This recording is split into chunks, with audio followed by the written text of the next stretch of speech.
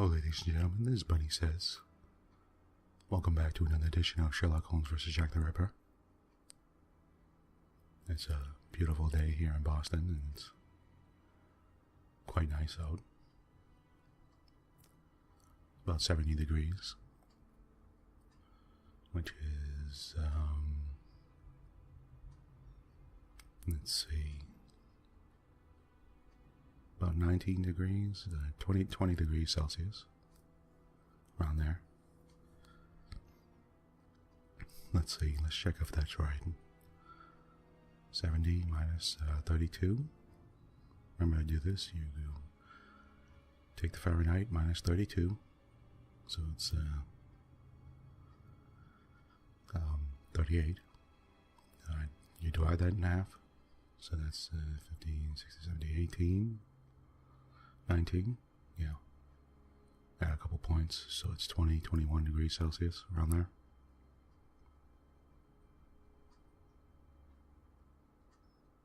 And there's like a nice breeze, so it's just a really nice day out. It's dry and doesn't seem to be much pollen, so not sneezing all over the place. So anyway, let's get back to Jack the Ripper here, Sherlock Holmes vs. Jack the Ripper.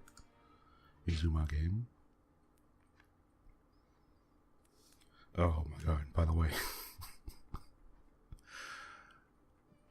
I didn't save it, but I sat here for so long, you wouldn't believe the last game. I sat there for like I don't know, it must have been 40 minutes or something like that, trying to figure out this puzzle.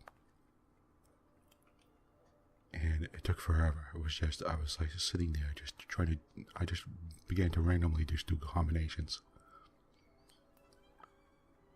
And you won't believe what happened. I'll show you right now. I didn't save it, so you will see it.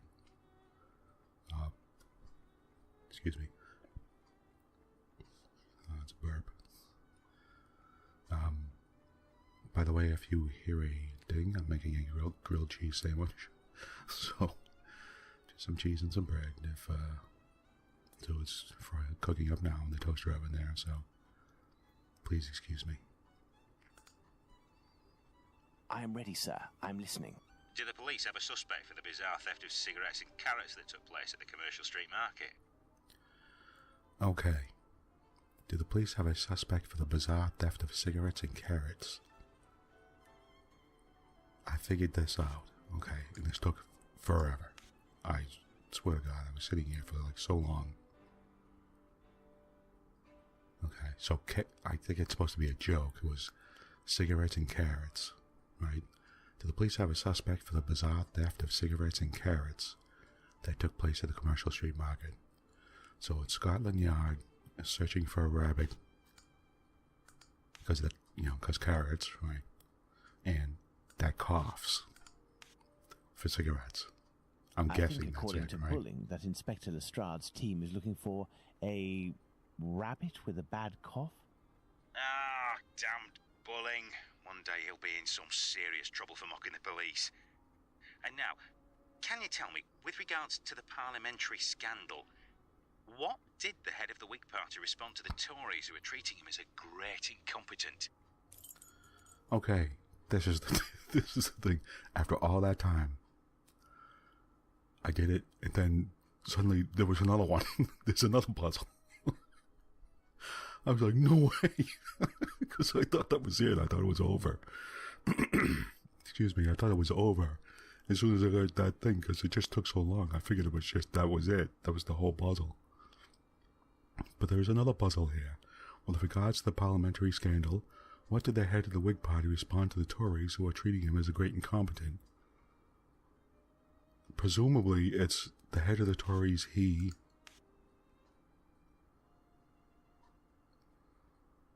No, we can't... I'm guessing... I didn't figure this out, by the way. So you're gonna have to sit and watch me do this. If it takes too long, I'll just flat out look it up. If it starts taking as long as before, forget it.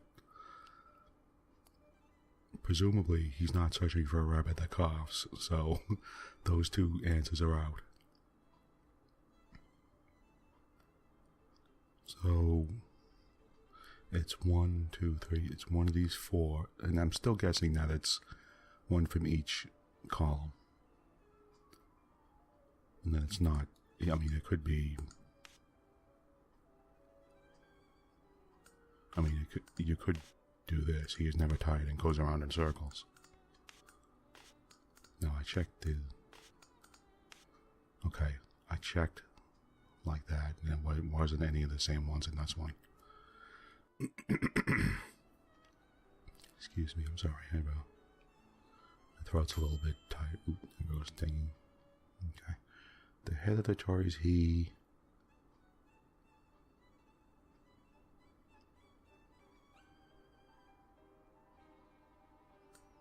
I'm guessing will surely be your best representative, right?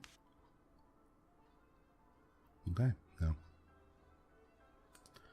yeah, I checked that before.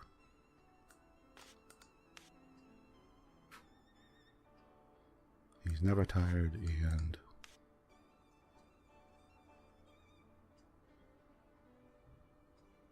makes a lot of noise. No, I checked that. Okay, maybe it isn't the head of the Tories. Hold on. Vote for me? It might be vote for me. Oh, well. What is this? When he comes home from work, Guys, a parliamentary scandal. Well, maybe when he comes home from work, he's never tired, and is your... No, that doesn't fit. Well, maybe, well, let's check. And is your best representative. Nope. Okay. Will surely be your... Maybe that's what it is. Will surely be your best representative. I keep on thinking this will be your best representative, right? I mean... Vote for me. I will surely be your best representative. No, okay. According to Bulling, the head of the Whigs said, "Vote for me, I will be your best representative." Good. That'll make for a good paper. There is one last question. According to a government social study, civil servants... Oh my god, there's another one. How many are there? What is this? According to a government social study, civil servants make the best husband. Is there 5 of them? Oh my god. Alright. According to a government social study... That's what I did before, by the way. I randomly put it down, then suddenly it started talking. That's the only reason why I know. According to a government social study, civil servants make the best husbands. Why? What?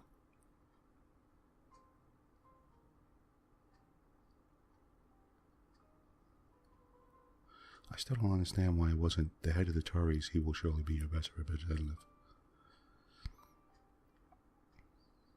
But okay. I mean, you would think that's what it would be. But all right. According to a government social study, civil servants make the best husbands. Why? A civil servant, presumably that's the first part, right? Civil servant. Why? Make the best husbands.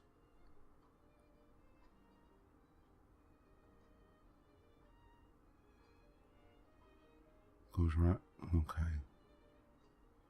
Gardener, an ecologist.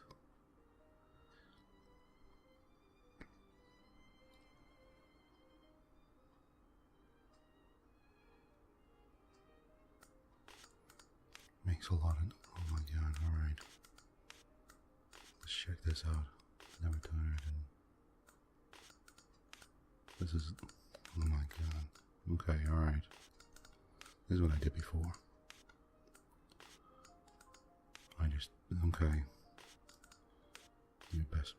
Oh, I already used that one. The coughs in secrecy.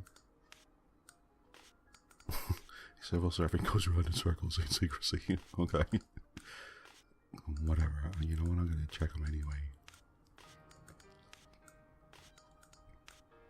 The ones I already used, I mean. Makes will surely be in secrecy. Okay. You know what? Let's check out that coughs. Goes around in circles. Alright, we already know that one. Okay, makes a lot of noise. That coughs. Will surely be that coughs. No, obviously that's nonsensical. Let's go back to your best representative.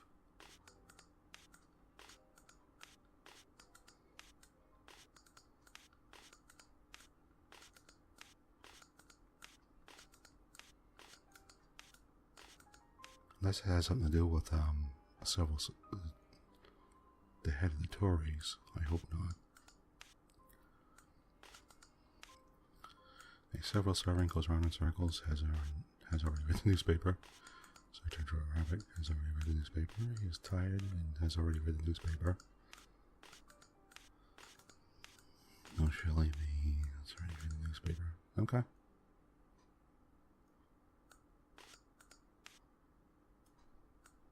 Nope.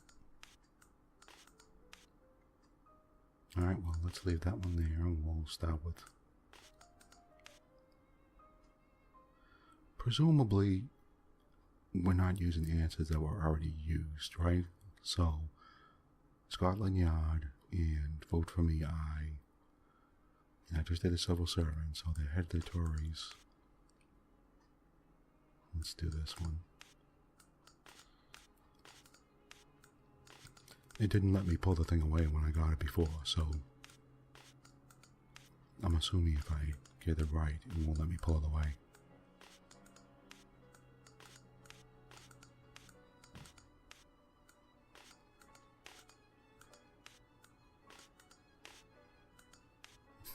He's never tired and makes a lot of noise.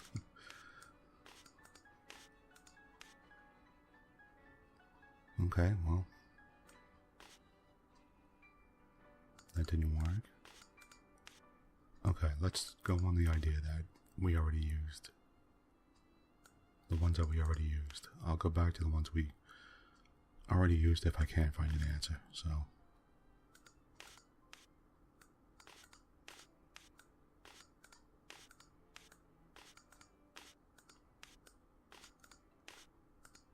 Okay, well. Alright, let's leave that there. Where was I? When he come home from work. Well, okay. Makes long noise will surely be... Okay, goes around in circles. Is that... Oh, okay. I already did that one. Alright, surely B was already used. Searching for a rabbit you already used. Makes a lot of noise. Okay, when he comes from work, makes a lot of noise. That doesn't make sense. He's never tired. Because there's a comma here. Oh, he's never tired and has already read the newspaper. How about that? I believe I can confirm that it is because civil servants aren't tired and have already read the paper when they come home from work. Very true. Good. It seems like Bulling has finally done his work. As everything is all in order, can you now tell me where the information is that you sent to the agency? Yes. There is a large brown envelope near the dispatch cabinet. It's in there that we exchange our tips with Bulling. 1,000 thanks. Goodbye, sir. My salutations to Bulling. Oh my god, thank god. I thought there was going to be another two more. I thought we were going to have to match up every single one of those words. Oh. God damn, finally. Oh my god. What was that about? A brown dispatch? Oh. What did you just say?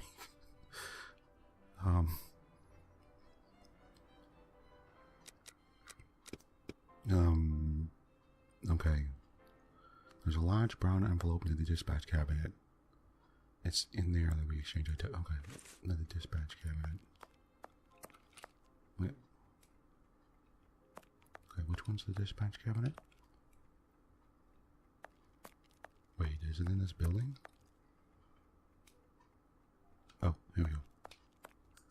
There are several documents in this file. Let's see.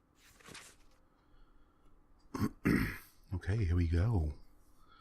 Notes on Spring Hill Jack. Spring Hill Jack, the Terror of London. Fantastical character. First appearance, 1837.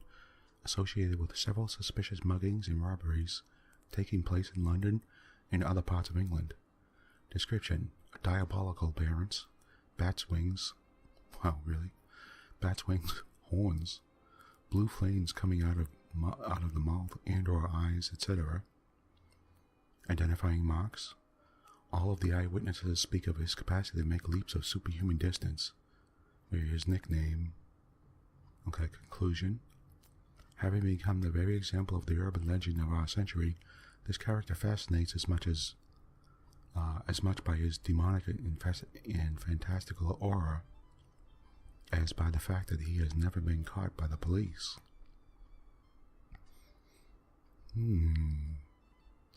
Important. At the time of the attacks against the young woman, Lucy Scales and Jane Aslop, the papers covering the events have had record sales for weeks. That's why Spring Hill Jack is the recurring hero of cheap fantasy publications and theater pieces. Popular and financial success guaranteed. Oh, really? Is there more to this? I really like reading about Spring Hill Jack. It's sort of a fascinating thing. I've heard about it a little bit before. And there's all these like crazy stories about him. Assuming it's a him. Okay, did I look at this before? Oh yes, I did. So, okay, so what's that about? I mean, okay, we get another thing on Spring Hill Jack. I wonder why Bulling is studying this tale about Spring Hill Jack so meticulously. Yeah, why did he? Okay, what's this about? List in pencil. Okay, but I'm assuming these are ours because they really look funny. The Terror of London, Spring Hill Jack, the Phantom Killer, the Butcher's Blade, the Whitechapel Butcher, Dr. Death, the London Ripper, the Bleeder, the Bloody Reaper. Wow, what's that all about? Is he is he trying to think of nicknames for the Jack the Ripper? He's trying to make like headline names for like the different people and stuff. Is that what this is? The London Ripper, I think, sounds the best.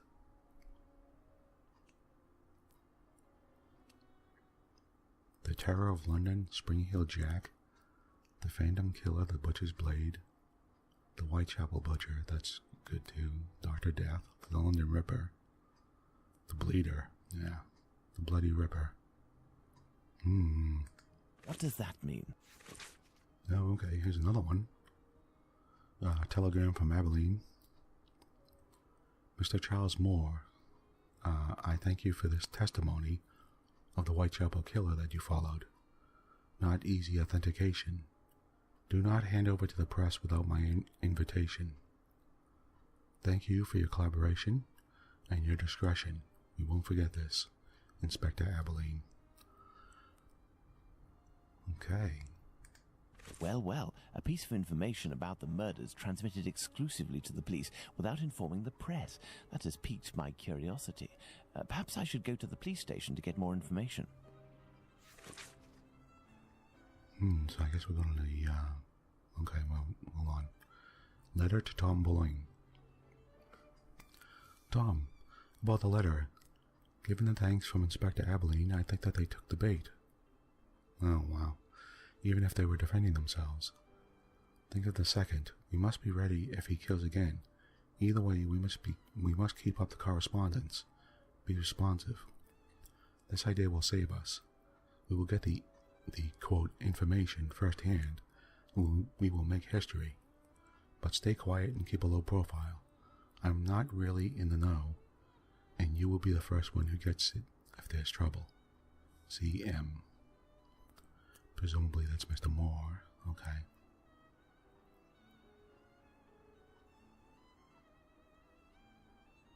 About the letter, given the thanks that Inspector Abilene given the thanks from Inspector Abilene, I think that they took the bait, so I'm guessing that in this case, they made up a fake letter. What does that mean? I have inspected everything, but there's no sign of bullying. He must have dashed off to his HQ, the Wasp's Nest. However, before I go to see him, I should find out about this mysterious information. It could help me get something out of the journalist. To the police station, then. Okay. Sounds like Bowling and Moore are together making up fake letters and sending them to the police as though they're information. So,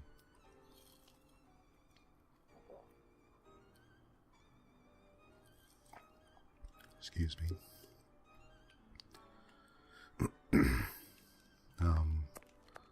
Okay, I guess we're off to the police station. Let's go to the police station.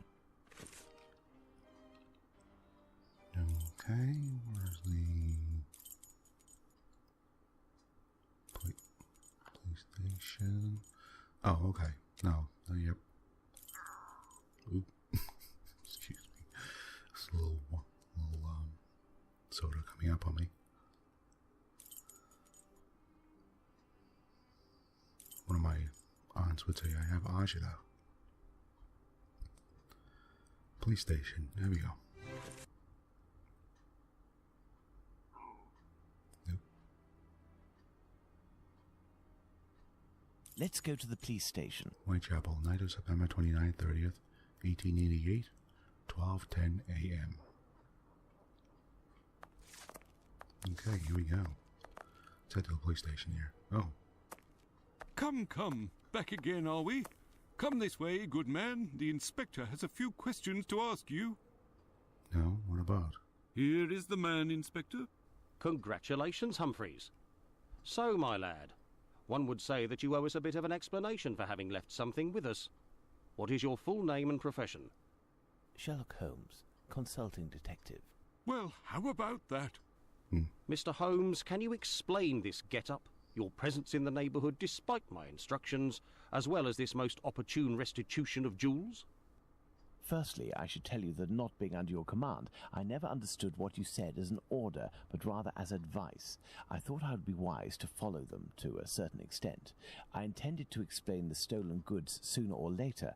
My presence here will allow me to fill you in on a few conclusions that... If it is in regard to the Whitechapel murders, it won't help us much. We have no doubt that we will be revealing the identity of the murderer to the people in the area in a day or two. Really? I'm impressed, Inspector, and I offer you my sincerest congratulations. Nonetheless, you should investigate a certain doctor. Listen, Holmes, let us do our work. You've rid us of a great pain in the rear end by finding those jewels for us. It's weeks of work that you've saved us. But I think you're a little underqualified for a case like that of Jack the Ripper. Until it's over, I demand that you do not set foot in the area. Is that clear? I take note of your advice, Inspector. You mentioned Jack the Ripper. Pardon me, but you know the name of the murderer? Oh, it's from a letter that the Central News Agency sent our way. It was written by the killer. And even if it can't be proven, it must be recognised that the signature is striking. This information is confidential, and I would ask you to keep it to yourself, Holmes. Can I have a little look? Out of mere curiosity, Inspector. Then I shall disappear. Okay.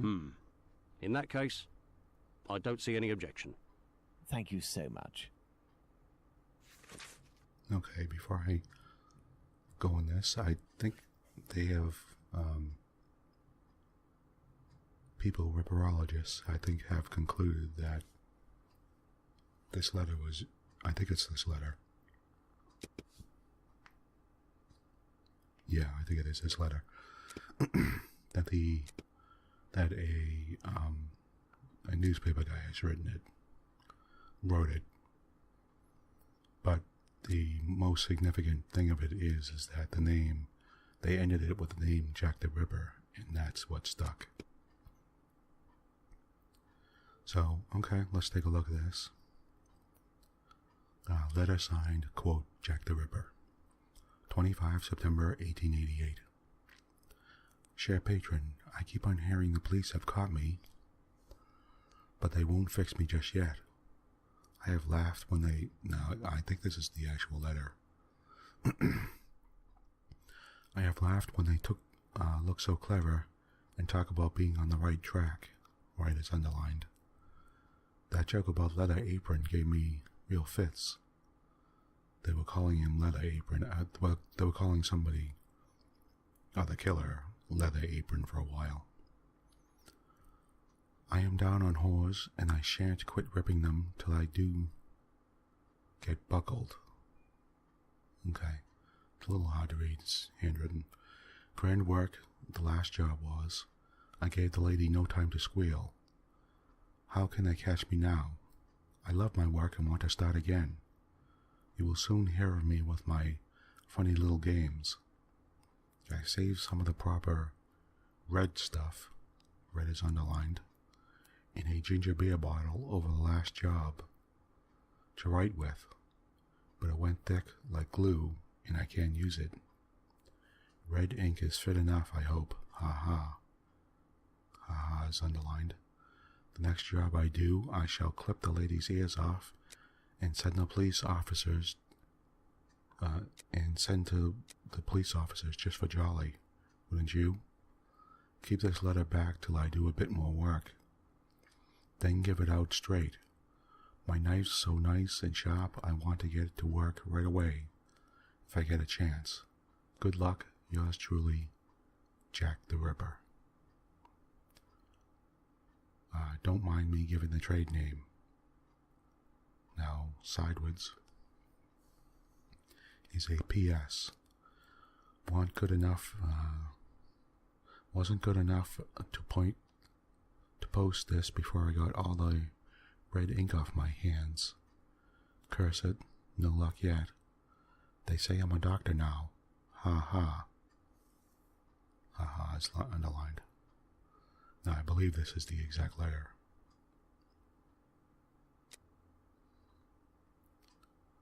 It's actually sort of creepy saying it like that. That's the actual letter that he wrote, or that was written at the time. Now again, as I said, I believe they have concluded that it was an actual newspaper guy who wrote this letter, to up sales and stuff like that. There were a lot of tabloids, and there were so many papers at that time. Remember, reading was the primary source for information, and people would, there were like papers like for everything, and there was like million papers all over the place, and they were all trying to get the biggest headlines to sell papers all the time. There was around that time was a huge interest in books and stories and that type of thing, paperback novels, penny dreadfuls, all this type of thing. And so there was a lot of, there was just papers for everything, and they were just trying to, they weren't exactly ethical. Not that I'm saying they are now, but they were a lot less ethical back then, I believe. Actually, I don't know. People could argue that they're not that ethical now, too. So, and I'm sure that has a lot to do with things. Papers have always been in straits all the time. Always looking to try to, always closing down, merging with other papers. It's always hard to sell papers, put it that way. Okay.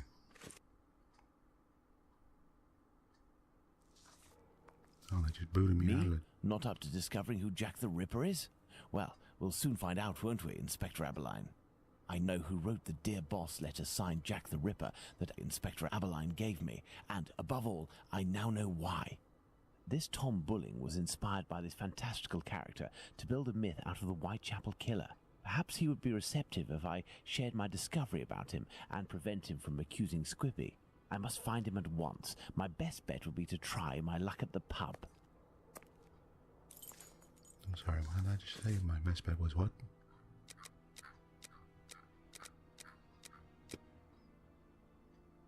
The pub. Okay. We'll save that for next time, but I'm going to get there now. Then save it. There's a pub over here somewhere. But that's interesting. They just booted me right out of the police station. Didn't even give me a chance. Okay, wait a minute. Let me look at the map here. Where's the... Here it is. Oh, it was right there. Okay, wait a minute.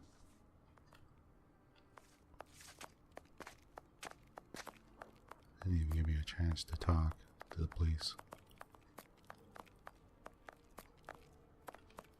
Okay, that's the police station. The Wasp Nest is down the street. Yeah, okay. That's what I thought. Down here somewhere, right? International Working Men's Club. Yeah, here it is. Okay. Oh, here's Watson. Ah, Holmes, I got your message, and here I am. Okay, good. Okay, Watson. And so, Holmes? We're heading to the Wasp Nest, but we'll save that for next time. So, thank you for joining me. We got some information out of that. Some good information. Sorry about that puzzle, if it took that long. But, so we're closing in on Tom Bulling, and we'll get to see what happens there. But, thank you for joining me on Bunnysays, and we'll continue on next time, and we'll see if we can get a hold of Tom Bulling, and see if we can threaten him, get some information out of him. So, okay, please join me next time. So, thank you, and goodbye for now.